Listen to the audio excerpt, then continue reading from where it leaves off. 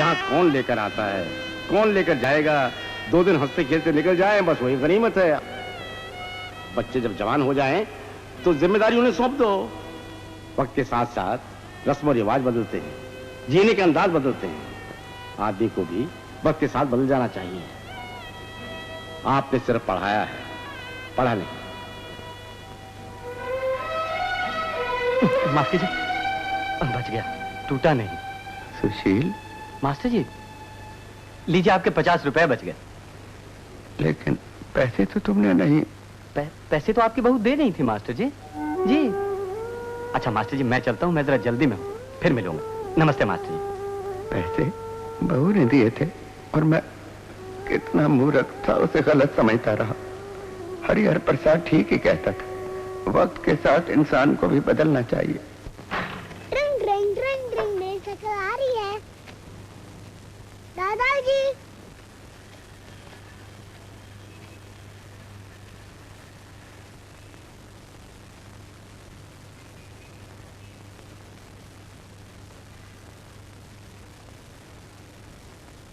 क्या हुआ? तबीयत तो ठीक है ना? कितना मूर्ख था मैं, अज्ञानता से भरा हुआ, खुद को बड़ा ज्ञानी समझता रहा। बात क्या है? हरिहर प्रसाद नहीं रहा। मैं कल ही उसे कितना बुरा भला कह रहा था। वो परसों रात ही मुझे याद करता हुआ चल बसा। वो ठीक ही कहा करता था, रघुनाथ इंसान आखिरी सांस तक सीखता रहता है। मैं अहंकार में मिट गया, मरकर भी अमर रहा और मैं जीते जी। इस तरह धीरज क्यों खो रहे हो? अपने आप को संभालने की कोशिश करो। अच्छे इंसान का जीवन तो मरने के बाद भी दूसरों के लिए उदाहरण बन जाता है। वो चले गए, तुम्हें तो अंधकार से मुक्त कर गए। बहू कहाँ गई? बहू और शेखर दोनों बाहर गए।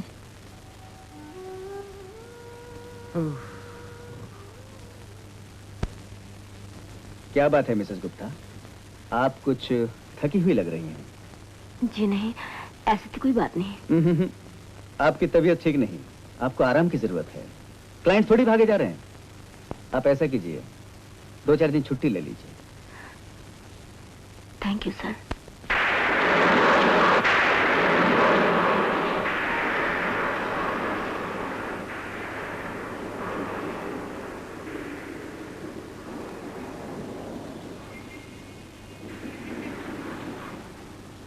मम्मी मम्मी तुम आ गई हो?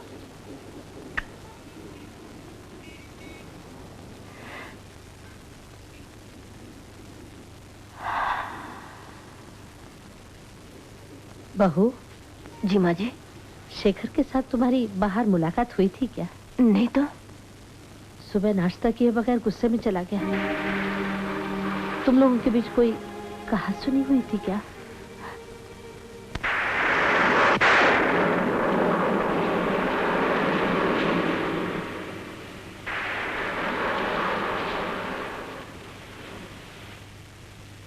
बहू,